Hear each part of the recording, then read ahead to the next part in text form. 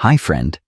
If you've ever looked around your home and felt a quiet weight, not just from the clutter on your shelves, but from the stories, emotions, and what-ifs tied to every object, then this conversation is for you. Sometimes we hold on to things because they're familiar. Sometimes because we think we might need them someday. And sometimes because we're simply too busy or too tired to sort through it all. But what if I told you that decluttering isn't just about cleaning your home? It's about making emotional space for the life you truly want to live. Today, we're going to talk about 5 powerful things that wise, self-respecting women often choose to let go of. Not because they're careless, not because they're wasteful, but because they've learned that peace comes not from what we hold on to, but from what we release. This isn't about getting rid of everything. It's about keeping only what lifts your spirit, serves your present life, and supports the woman you're still becoming. Whether you're in your 60s, 70s, or beyond, it's never too late to create a softer, stronger, more meaningful life, starting right where you are. 1. Letting go of worn-out undergarments. Choosing dignity in the details. Let's begin with something simple, but surprisingly powerful. Your undergarments. Now, I know that might sound a little unexpected. Why start with something so personal? Something no one else really sees? But here's the thing. What you wear under your clothes tells you, quietly but clearly, how you feel about yourself. Not how the world sees you, but how you see yourself. And sometimes, it's the smallest, most hidden details of our lives that reflect the deepest truths. Let me share a moment from my own life.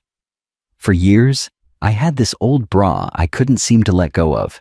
It had lost its shape. One of the hooks was broken. The fabric had started to wear thin. But I kept wearing it. Why? Because it was soft. It was familiar. It was easy. But each time I put it on, a little part of me felt less put together, less worthy, less cared for.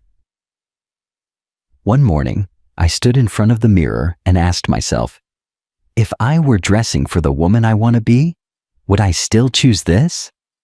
And the honest answer was no. That moment changed something in me, because I realized that holding on to something that made me feel just okay was quietly telling myself that I didn't deserve to feel beautiful, even in private. And that's simply not true. Not for me, and certainly not for you. High-value women, women who know their worth, don't wait for a special occasion to feel good. They don't wear clothes that make them feel second best, and they don't make excuses for feeling uncomfortable in their own skin. So today, I'm inviting you to take a small but powerful step. Go to your undergarment drawer. Pull everything out. Piece by piece, ask yourself, does this make me feel supported, confident, comfortable in a way that honors the woman I am now? If it's torn, stretched out, too tight, or simply doesn't feel right anymore, thank it for its service and let it go. And please don't save the good pieces for someday. Wear them now. Use the softest ones. The prettiest ones, even if no one else will see them. Because this isn't about impressing others. This is about you, and how you move through your day, how you feel when you wake up, how you carry yourself from the inside out. You deserve to feel whole. You deserve to feel good, all the way down to your socks. So let's start here. One drawer. One quiet revolution, one gentle reminder that even the smallest details deserve your dignity. 2. Expired beauty and self-care products. Because you're worth freshness, not delay. Now let's step into a place many of us tend to overlook. The bathroom cabinet, the makeup drawer, that shelf full of I might use this one day items. I want to talk to you today about expired beauty products. But more than that, I want to talk about what they represent. For many years, I had a collection of skincare and makeup items I had barely touched, creams I was saving, perfumes I kept in the box, lipsticks I promised myself I'd wear when the timing felt right. Some of them had been sitting there for so long, I could not even remember when or why I got them. And one day, while cleaning out a drawer, I opened a bottle of face serum I had been saving for a special occasion. It smelled terrible, rancid, like old crayons and regret. It had expired, just like the version of myself I kept saving it for. That's when it hit me. I had been waiting for the perfect day to show up for myself, waiting for an event or a moment or a feeling of worthiness that never seemed to arrive. But here's the truth. There is no better moment than now to take care of yourself. High-value women do not save their best for someday. They know that today is just as worthy as any day. They use their favorite cream on a Tuesday. They wear the nice lotion even if no one is visiting. They put on the good lipstick when they're just going to the grocery store. Because showing up fully for yourself is not about extravagance. It's about alignment. It's about choosing to treat your life, not just the public parts, but every part, as valuable. So here's what I invite you to do. Go to your beauty cabinet or your bathroom drawer or that little basket under the sink. Take everything out. Smell it. Check dates. Touch it. Ask yourself, does this still serve me? Do I actually use this? Does this still make me feel like the woman I want to be? If it's separated, sticky, smells off, or simply doesn't light you up anymore, let it go. And if it's still perfectly good, but you've been saving it for later, start using it.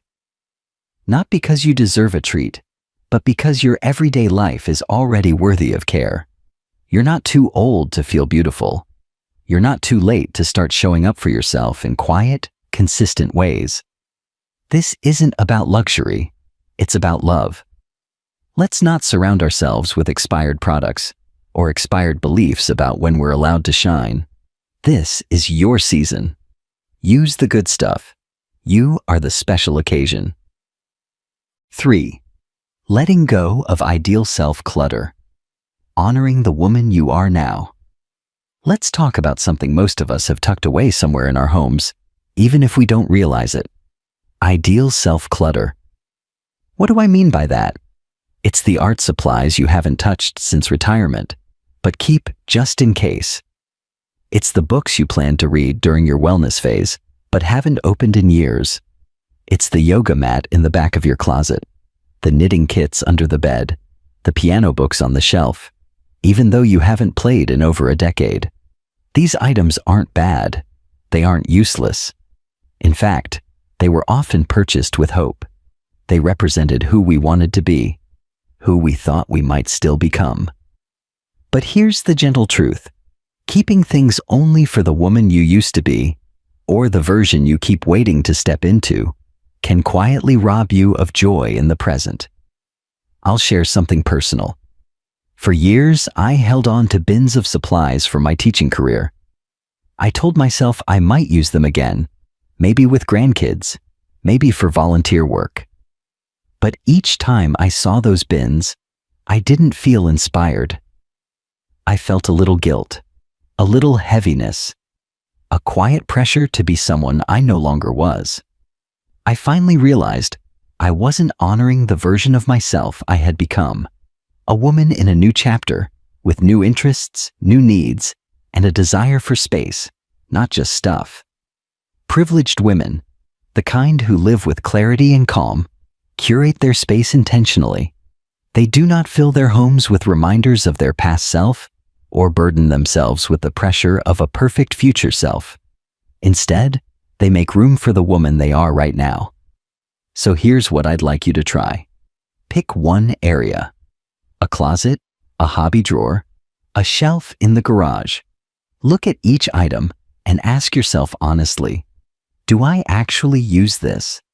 Does this reflect the life I'm living now, or the one I wish I was still living? Does it spark guilt or peace? And then, I want you to release anything that no longer matches the woman you are today. Donate it, gift it, or simply say, Thank you and let it go. You are not giving up on anything. You are simply choosing to live fully in the present. You're creating emotional space by removing physical reminders that no longer serve you. And the beautiful part? When we make that space, we often discover new passions, new energy, a lighter spirit. You are still evolving, still becoming, still worthy of joy and curiosity. But you don't need the clutter of an outdated identity holding you back. This is not about loss. It's about alignment. Peace doesn't live in the things we cling to, just in case. It lives in the clarity of what we choose to keep. So take your time. Be gentle, but be honest. Your life right now is worthy of support, attention, and love. And that starts with letting go of who you no longer need to be. Now, let's move on. 4. Releasing negative self-talk. Speak to yourself like someone you love. Now we're stepping into a kind of clutter you can't box up or donate. It's not sitting on your kitchen counter or hidden in your closet, but it weighs you down all the same, maybe even more than anything else. I'm talking about the way you talk to yourself. Think for a moment about the quiet things you say throughout the day, the little comments that seem harmless. I'm falling behind. I look so old today. I forgot again, what's wrong with me? I just can't do things the way I used to. Or even, I'm too much, or I'm not enough. These words might slip out in passing. You may not even notice them, but your heart does. For years, I didn't realize how many quiet insults I was feeding myself. They came out in sighs, in mutters, in little jokes at my own expense. I thought I was just being real, maybe even humble. But what I was really doing was chipping away at my own spirit, slowly, quietly, and repeatedly. And the truth is, I would never talk to someone I love that way.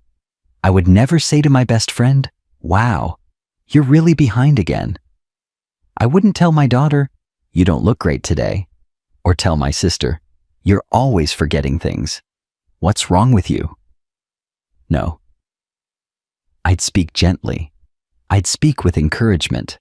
I'd offer grace and understanding. And I'd remind them of who they really are, not just what they're struggling with. So, why are we so quick to speak to ourselves with criticism and impatience? As women, especially women of wisdom, experience, and depth, we often spend decades lifting up others. We encourage our families. We support our friends. We nurture everyone around us. And in the process, we forget to offer that same tenderness inward. But here's the truth. The voice you hear the most every day is your own. And it matters. High-value women, women who walk with self-respect, are mindful of their inner language. They choose words that support their healing, not words that reinforce old wounds. So today, I invite you into a new practice. It's simple, but powerful. Each day this week, listen for one moment of negative self-talk. Just one. Catch it. Pause. And then speak to yourself like you would to someone you love. Let me give you a few examples. Instead of saying, "I'm such a mess," try, "I'm doing my best with what I have today." Instead of, "I always forget things," try, "There's a lot on my mind, and I'm allowed to take my time." Instead of, "I'm so behind," try, "No, I'm moving forward at the pace that's right for me." Instead of, "I don't look like I used to," try, "This face carries stories, strength, and years of love, and that's beautiful." You don't need to be perfect to be kind to yourself. You just need to be present, to notice, and to choose a better way, one thought at a time. Changing how you speak to yourself won't happen overnight. It takes patience. But each gentle word you offer yourself becomes part of a new foundation, a stronger, softer, more loving one. Remember, you are still here. You are still growing. And every kind thought you give yourself is a small act of healing. In the next part, We're going to talk about the people in your life, especially the ones who may be draining your energy without you even realizing it. It's time to protect your peace. 5. Releasing draining relationships. Protecting your peace with gentle boundaries. Now we move into one of the hardest areas to declutter. Not the things on your shelves, but the people in your life. This is about releasing or redefining relationships that quietly drain your energy, challenge your peace, or pull you away from the woman you're becoming. I want to be clear. This isn't about cutting people off in anger or walking away from everyone who doesn't agree with you. It's not about being harsh or unkind. It's about noticing who brings light into your life and who brings heaviness. I remember a time when I regularly spent hours on the phone with someone who always seemed to have a problem. Every conversation ended with me feeling exhausted, discouraged, and somehow smaller. And I kept telling myself I was just being a good friend, a good listener, a good person. But here's what I finally had to admit. Being available to someone all the time didn't make me kind. It made me depleted. There are people in our lives, sometimes even family, who may not mean harm, but their energy, their mindset, or their tone weighs us down. Maybe they constantly complain. Maybe they belittle your hopes. Maybe they question your choices or roll their eyes when you dream big. And each time you walk away from them, you feel doubt. You feel drained. You feel smaller than when you started. That's not love. That's not support. And that's not peace. High-value women, especially women in their later years, learn to protect their emotional landscape. They don't entertain energy that brings confusion, chaos, or self-doubt. They know that peace is not a luxury, it's a lifeline. But I know this isn't easy, especially when the people we're talking about are ones we've known for decades, friends we've walked through life with, family we've always made space for, people who used to bring joy. But just like we outgrow clothes or furniture or habits, sometimes we outgrow relationships too. That doesn't mean we stop loving people, but it does mean we start loving ourselves enough to create boundaries. So here's what I want you to do. Think about your circle, the people you talk to most, spend time with most, or share your dreams with. Who uplifts you? Who inspires you? Who holds space for your voice, your growth, your transformation? Now think about who leaves you feeling heavy. Who makes you second-guess yourself? Who subtly discourages your progress or keeps pulling you back into old patterns that no longer fit? Choose one relationship that you know, deep down, needs a boundary. That might mean shorter conversations. It might mean choosing not to share your heart with someone who constantly shuts it down.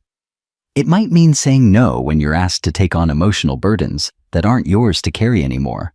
And if that feels selfish, remember this. Peace is not selfish. Boundaries are not rejection. They are protection. And protecting your energy is a form of wisdom. You've lived long enough to know how valuable your time, your emotional space, and your joy truly are. You don't owe anyone your exhaustion. You don't need to stay accessible to people who only take and never pour back in. It's okay to be unavailable to drama. It's okay to say, I don't have the capacity for this conversation right now. It's okay to choose stillness over obligation. It's okay to stop shrinking yourself to make others comfortable. You are allowed to evolve, and not everyone will come with you. That's not cruelty. That's clarity. And if through this reflection, you realize that you might be the one dimming someone else's light or holding back your own, then take that in with grace. This is not about shame. It's about growth. It's about honesty. And it's about choosing a softer, stronger, more peaceful way of living. Letting go of just-in-case items, releasing the fear of not having enough. Now we arrive at a very tender kind of clutter, one that's rooted not in who we were or how others treat us, but in something even deeper, the fear that we might not have enough. Let's talk about the just-in-case items. These are the extra casserole dishes in the back of the cabinet, the old sheets we haven't used in years, the broken appliance we meant to fix, the second, third, or fourth of something, just in case the first one breaks. Maybe it's the box of cords and chargers we no longer recognize but still keep, or the stack of paper bags, the extra storage bins, the piles of plastic containers we might need someday. Sound familiar? I understand this kind of holding on. Many of us were raised during times when resources were limited. We were taught to save everything, to waste nothing, to be prepared. And those lessons were rooted in survival. They served us well then. But we're not living in that time anymore. And some of the things we've held on to, we're no longer keeping out of wisdom. We're keeping out of fear. And fear, my friend, is a heavy thing to carry. Years ago, I kept a chipped casserole dish. It was scratched, hard to clean, and I had other better ones. But I told myself I might need it one day, just in case. I hadn't used it in years, but the fear of what if kept it on the shelf. And every time I saw it, I felt a small weight. Not because of the dish, but because of what it represented. The belief that I might one day be lacking, that I needed to hold on to broken things just in case better things weren't available. But here's what I've come to believe. When we live from a place of fear, we end up building our homes and our hearts around scarcity. High-value women, wise women, understand that letting go of excess isn't irresponsible. It's a statement of trust. It says, I believe life will meet my needs. I believe I will find a way. I believe I do not need to live surrounded by backup plans for every possible disaster. So here's your invitation.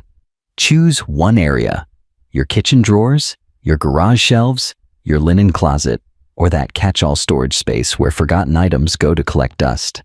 And ask yourself, do I truly need this? Have I used it in the last 2 years? Am I keeping this out of hope or out of fear? If the answer reveals fear, gently let it go. You don't have to empty your house overnight. This isn't about minimalism. This is about peace. It's about making room in your life, not just for what you might need someday, but for what actually brings ease and joy right now. Letting go doesn't mean you won't be okay. It means you believe you will be okay, even without the backup casserole dish, the extra cords, or the pile of what-ifs. You've already made it through hard things. You have proven strength, resourcefulness, and wisdom. Trust that. You're not living in lack. You're living in possibility. And when your space reflects that belief, when every drawer and shelf becomes a quiet declaration of sufficiency, your spirit starts to breathe a little easier. So, let go of what you're keeping out of fear. Let go of the backup life. Make room for the present and for the peace it can hold. In just a moment, we'll close this journey together. But before we do, take a breath. Feel the lightness of all you've just released. You're doing beautifully. Let's finish strong. Making space for a softer, stronger life. Take a deep breath with me. You've just walked through 6 deeply personal, incredibly powerful areas of life. And not just physical clutter, but emotional weight. Old beliefs, hidden fears, silent habits that have quietly shaped how you feel every day. We started with the intimate details, your undergarments. Then we moved through the beauty you deserve to use, the identities you no longer need to carry, the inner dialogue you're ready to rewrite, the people who may need new boundaries, and finally, the just-in-case items holding space for fear instead of faith. You've done brave work here, gentle but brave, because letting go is not always loud. It's not always dramatic. Sometimes it's just choosing to throw out that one old thing you've kept for too long. Sometimes it's tossing a lipstick that reminds you of who you were 10 years ago. And sometimes it's pausing mid-thought and saying, no, I don't talk to myself like that anymore. Every decision you've made in this process, no matter how small, is a step toward peace, toward clarity, toward a life that fits the woman you are now, not just the roles you've played or the fears you've carried. This journey isn't about having less. It's about feeling lighter, more aligned, more rooted in who you've become. Because, friend, your next chapter deserves space, not just physical space, but emotional space, mental space, spiritual space. You're not too old to start fresh. You're not too far along to let go. And you are certainly not too late to create a home, a routine, and a life that feels soft, strong, and meaningful. So take your time. You don't have to do all of this in a weekend, but keep going. Keep asking, does this still serve me? Keep choosing peace over perfection. And most of all, keep treating yourself like someone worth taking care of, because you are. Before you go, I'd love to hear from you. In the comments below, let me know. Which of these 6 resonated the most with you? What are you ready to release? What spoke to your heart? Your words might be the encouragement someone else needs to hear. And if you felt seen or supported in this video, I invite you to subscribe. This is a space for women who are growing with grace, women just like you. Every week, we explore topics that bring clarity, healing, and purpose into this beautiful season of life. So thank you for being here. Thank you for trusting me to walk with you through this moment. Until next time, stay soft, stay strong, and keep making room for the life you deserve. You're doing beautifully. See you soon.